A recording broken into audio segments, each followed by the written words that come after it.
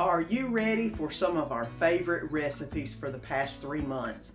I have put together our top 4 recipes that we really enjoyed the past couple months. I've got my ponytail up, so you know there's going to be good cooking involved. So come along, let's get to going through our top 4 recipes of the past few months, and they are delicious.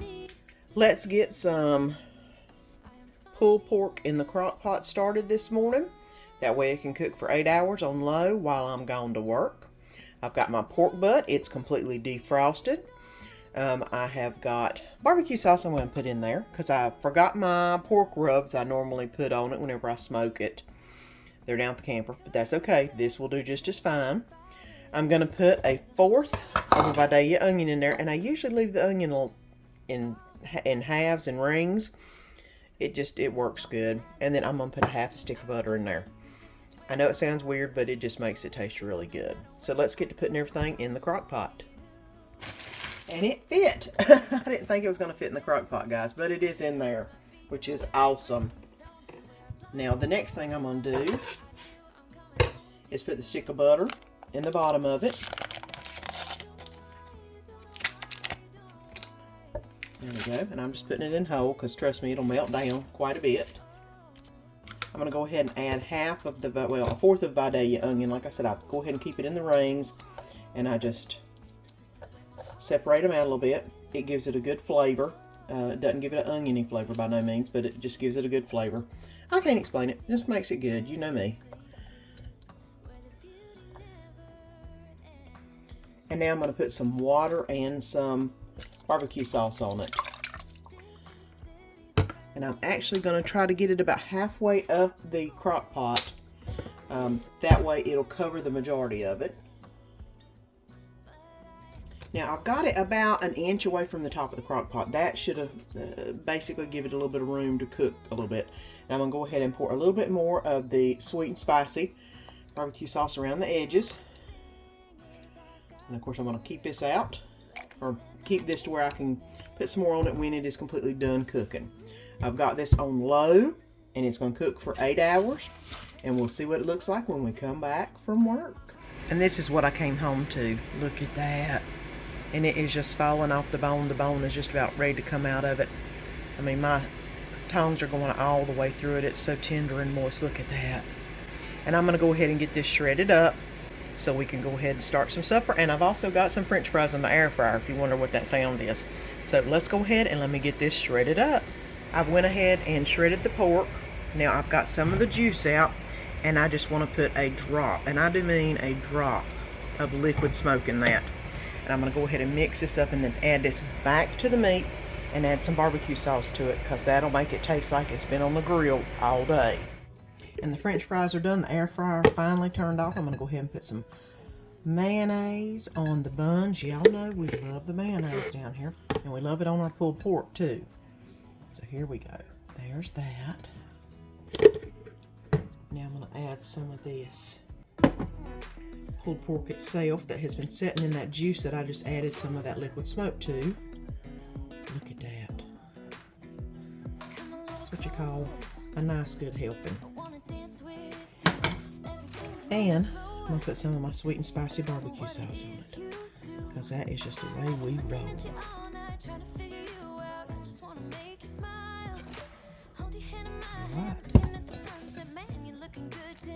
Now what would be good is to add that barbecue sauce to the meat itself so all the meat gets absorbed in it, which I may, but Danny's hungry, so I'm just getting it done. And I've added some French fries from the air fryer and some ketchup for Danny to dip those fries in. And there you go. Pulled pork sandwich and French fries, and it was done in the crock pot, and it is so tender and juicy. And it's what's for supper tonight. And we're gonna make the barbecue pineapple chicken kebabs. I've got some mixed garlic. I've got a bell pepper. It said red bell pepper. I couldn't remember which one it said. So I went ahead and got the green. It should be okay. I may or may not use it. I may just use the onion. This original Japanese barbecue sauce, not the hot version, but the original. Oh, it is so good. This is going to be awesome on the chicken. Can't wait to try that. I've got a Vidalia onion. I've got some pineapple pieces to put on the skewers. And here's my chicken I'm going to cut up and put it in the marinade. And we're going to have some easy fried rice to go with it. So let's get to cutting and getting this in a Ziploc bag so we can start marinating. And I've cut up all the chicken, and I'm going to go ahead and get the marinade started. And these bag holders are not just good for doing freezer meals. I'm going to put all this in here and let it marinate. I'm needing 1 tablespoon of ginger in there. I'm doing 3 teaspoons or 3 cloves of garlic. 1, 2, 3. And it calls for 2/3 cup of teriyaki sauce and 2/3 cup of barbecue sauce. I am just going to put about 1 cup of the Japanese teriyaki, which I almost took all of it just by doing that. Look at that. If you can see it, there ain't but just a little bit left in there. But that's okay. We'll save it to mop the chicken in. And go ahead and pour it in here, because this stuff is money. Let me tell you, it tastes so good, guys. Can't wait to make these. I know it's going to be good. Now I've got all that in there. I'm going to go ahead and squish it around a little bit and put my chicken in there. Now it says to marinate for 1 to 2 hours. I don't quite have that much time, but I'll let it marinate as long as I can till Danny gets home, because I'll have to get them on the skewers and get them in on the grill, that is. Take them out of the things and then put them right here. Zip it up. Get all the air out of it. And then mix it around. So that'll be well coated, and I guarantee that is going to be some good meat on the grill. So let me go put this in the fridge to stay cold while it's marinating for an hour, and then I'll bring you back when I put everything on the skewers. Okay, so this has been marinating for almost an hour, so I'm going to go ahead and start skewering everything. I thought this was chicken breast whenever I got it out. It was chicken thigh, but that's okay. I'm just going to double up the meat and then put the skewer through it. And do a pepper, an onion, and a piece of pineapple, and then go at it again with another piece of meat doubled up. And I'm basically going to go through this whole bag of meat and do the same scenario until I run out. Hopefully I won't run out of meat. I may run out of peppers or onion, but that's okay. And then we'll be getting this on the grill. And here they are, all on the skewers and ready for my Ninja grill to get ready for the food to be prepped. I love this indoor grill. I use it all the time. I'll have it linked below too. That way, if y'all want one, you can get one, because this thing is the bomb whenever it's raining outside like it is right now and you want to grill out. You don't have to worry about it. So let me bring you back when I put them on. And look at that, the grill is up to 500 degrees. I'm going to go ahead and put the pineapple skewers on.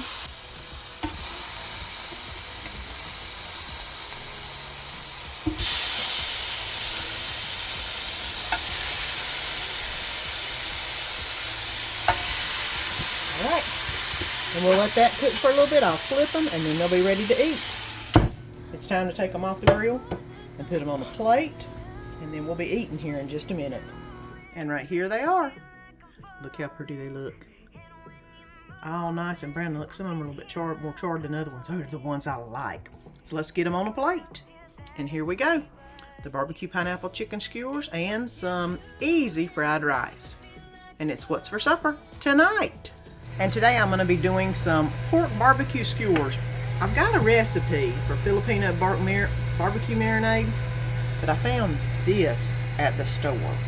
I think I'll give it a try, and we're going to get some pork cut into lines and put on some skewers and get them on my inside grill. And I will link that inside grill down below if y'all want to look at it, because y'all know I've been using this thing forever, and it is amazing. You air fry, you grill, you can bake, you can broil, you can do everything in it, and I love it. But let me go ahead and get these cut up and on the skewers and bring you back.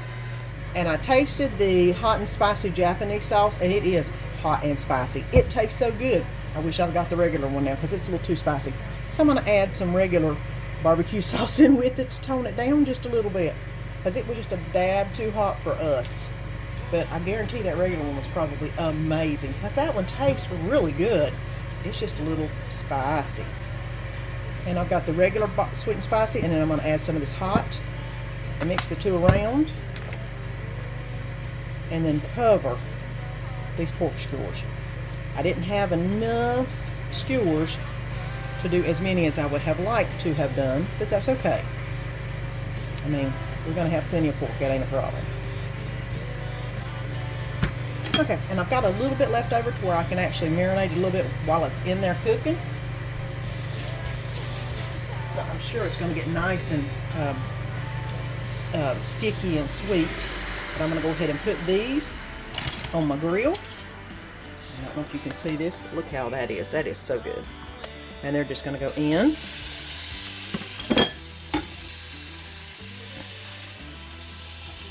And I'm going to flip them about every, I would say 2 minutes maybe, to a new side. That way they get done all the way around. So let me put this down and we'll get to flipping them. And here they are on the grill, but looking amazing. I've done the meat thermometer. They are completely done on the inside. So it's time to take them off, lather them up with more barbecue sauce, and then get ready to eat them. And here we go. Japanese barbecue pork skewers. I've got some watermelon salad, some black bean and corn salsa, and some macaroni salad because I made a whole bunch of sides this week for a video, but we're eating it. So there you go. It's really good. And that's what's for supper tonight. And tonight we're going to make some bang bang chicken. You will need some chicken breast, a little lemon juice. It calls for buttermilk. I've got some whipping cream I need to use up, so I'm going to use this and put a dab of vinegar in it. It'll be just as good. I've got some paprika. You could either use paprika or cayenne pepper. A little bit of honey. I've got some mayonnaise. Some garlic chili pepper sauce is what it calls for. Some sriracha and some cornstarch. If it's a little too spicy, you can always add some sweet pepper sauce instead. But we'll see how this turns out. This is the first time making this recipe, but it looks good. I love bang bang shrimp.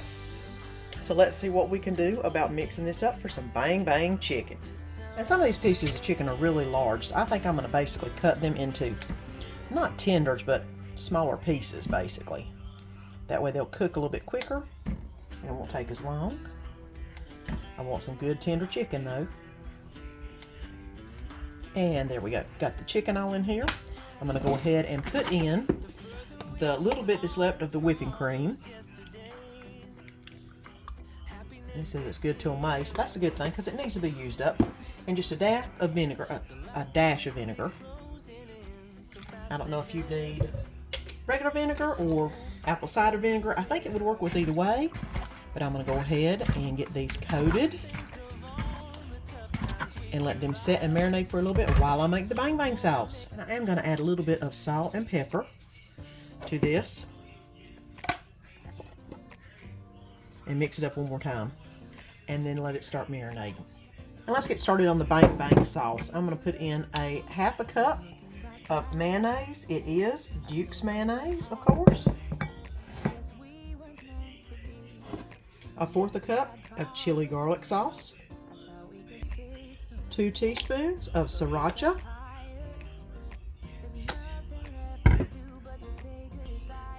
1 teaspoon of paprika.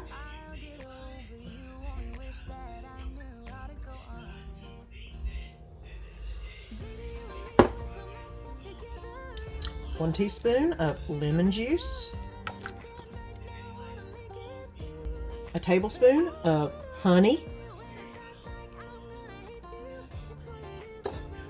And a little bit of salt and pepper. And I'm going to go ahead and mix this around with a whisk and get it all mixed together. That is a little bit on the spicy side. I think what I'm going to do is add just a little bit more honey and a dab more mayonnaise to get it to where we like it.